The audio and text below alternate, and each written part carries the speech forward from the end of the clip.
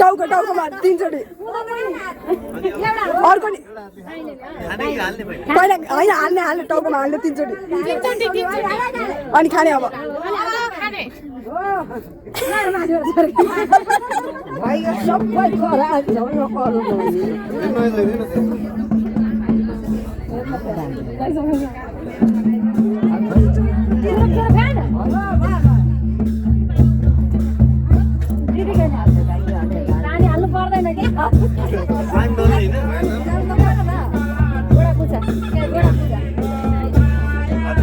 भयो पर्दैन